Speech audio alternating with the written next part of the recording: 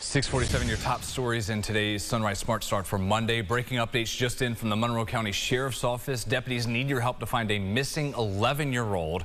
Cynthia Stringer hasn't been seen since she was at her home in Chili last night with her cousin, 17-year-old Cheyenne Stringer. She's also missing from the city. The latest update from Cynthia, pictured on your left, is that she was getting on an RTS bus. We have her photo and information description all on the homepage right now. That breaking story at rochesterfirst.com. Please call 911 if you know where Cynthia there on the left might be. Here in Rochester, police are still busy looking for leads on suspects in multiple cases after 3 different homicides Friday night. The first on North Goodman Street around 6:30, where 48-year-old Todd Jones was found dead after being shot. Around the same time, 38-year-old Constance Henry was killed on Whitney Street. She was also a gunshot victim. Around 11 Friday night, 2 boys, 15 and 16 years old, were shot on Jefferson Avenue. The 2 did go to the hospital. The 16-year-old, we're told, should survive. The 15-year-old died hours after emergency surgery. Police say the victims were in a stolen car with another person who was not injured. They add one of the survivors will be charged with possession of a stolen car. He was out of custody for stealing another car. A previous charge had an active warrant out for failing to appear in court, too.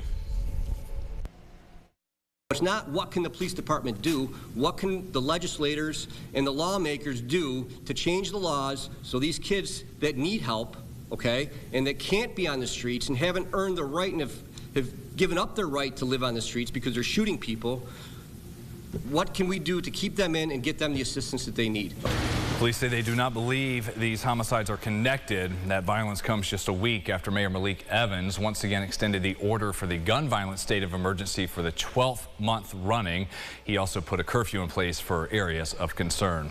A teen is being held this morning without bail in connection to another homicide case in the city. 17-year-old Kylan Marbury is charged with the murder of 35-year-old Jermaine Wilkins. In February, officers found the victim trying to get help on a porch on Parcells Avenue after he was shot. He died at the scene. Police believe Marbury shot Wilkins with a rifle on Denver Street.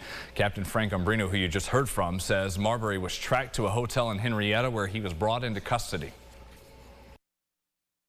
There are still many ongoing investigations into multiple additional violent criminal acts involving guns, shootings, assaults, and stolen vehicles.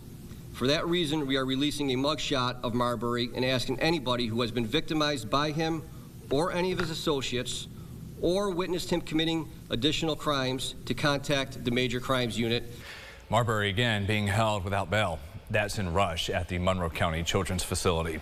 2 people are in the hospital after a double shooting last night on Lyle Avenue. That happened around 4:30. One victim, a man in his 30s, is expected to survive. The other victim, a man in his 40s, was found around the corner on Sherman Street.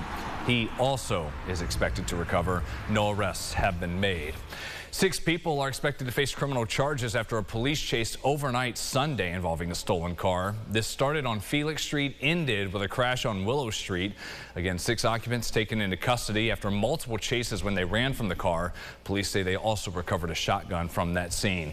A woman in Wayne County is under arrest in connection to the death of her own mother. State troopers tell us this happened on Eastport Bay Road in Wolcott around 12:30 Sunday morning. Police say Lindsay Knabb ran over her 57-year-old mother, Annette Knabb, with her car. Annette died at the hospital. The daughter is charged with manslaughter, vehicular manslaughter, and felony DWI. Happening today, Shaddad Al-Ghathi is due to appear in court, charged with multiple counts of rape, sex abuse, and criminal sex act, among other offenses. Al-Ghathi is a level 2 sex offender following a conviction in 2021. He was arrested along with James Hampton after police say they locked the victim inside a corner store on Central Park and raped her. That was right across the street from School 25. Al-Ghathi's case is in court at 10 a.m. That is for what is scheduled as a decision hearing. The Rochester Police Accountability Board is looking for your input tonight, trying to gain feedback for the agency's latest Right to Know proposal. That's an analysis of how RPD officers identify themselves while on duty. The PAB says it's doing this, wants to create greater transparency and trust between the department and the community, particularly surrounding voluntary consent searches. That session, again, to weigh in is virtual from 6 to 7:30 p.m. It will be streamed on the group's Facebook and YouTube pages. Boating safety is a topic experts say needs to be top of mind as we end the summer season if you want to enjoy the water for the next couple of weeks. Jacob Anderson from Gibbs Marine says first and foremost, don't be drinking and driving a boat. Also keep in mind boats have different weight limits and make sure you have proper training before planning a day on the water. Another tip, bring a radio with you. I know it's not a requirement, but in my opinion, everybody should have a radio to be able to very simply radio for help in the event you don't have cell phone service. Highlighting some more safety measures, make sure flares are not expired. Check the weather before you head out. We'll do that with James in a little bit. And remember the speed limit on Lake Ontario or the Finger Lakes. Sunrise traffic 6:53. Haven't heard or seen any new reports of crashes or accidents on the expressways. We'll keep an eye on that. Give you another live view at 7:25 during CBS Mornings. Staying with traffic, we want to mention starting today and the rest of this week, multiple ramps along 390 in Gates and Grease will be closed overnight for construction. This will be all week from 10 p.m. till 6 a.m. The DOT says that construction should finish up Friday, but that work, of course, is weather dependent. For a full list of the ramp closures, check out this article on rochesterfirst.com. Neighbors have been busy rolling up their sleeves and getting their hands dirty in the Susan B. Anthony neighborhood. Volunteers were there picking up debris and trash left in the area. This is something they do every year with more than 50 volunteers from around the state doing their part.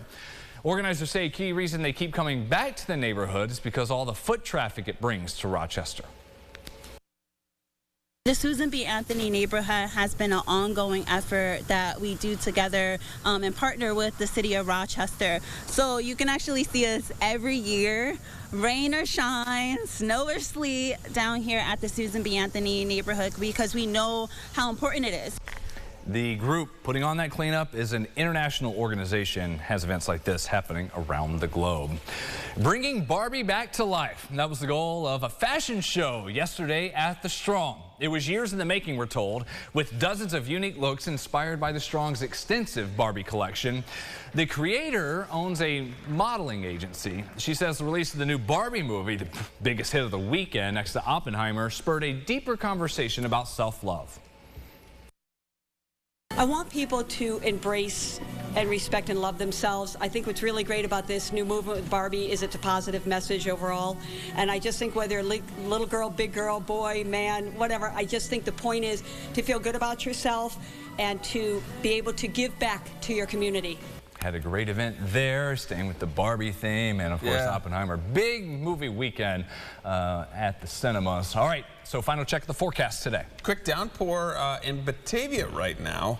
Actually just got a lightning bolt there as well. So there's their wake-up call out there right along the thruway in Genesee County. Otherwise, the temperatures climb into the lower 80s. We do have a couple of showers and thunderstorms, I think, for everybody that do move through right around lunchtime and into the early afternoon. And then there it is, 90 degrees back in the 8-day forecast. Yeah. We were talking about it last week. We're talking about it again. Looks like a nice couple of days where we do really crank up on the heat. And not only for the afternoon highs that get all the publicity, the overnight lows as well. Those are going to be on the warm side, upper 60s, low 70s. Yeah, and it'll be humid again that Friday morning at 70. All right, thank you, James. We're back here at 7:25. CBS Mornings up next.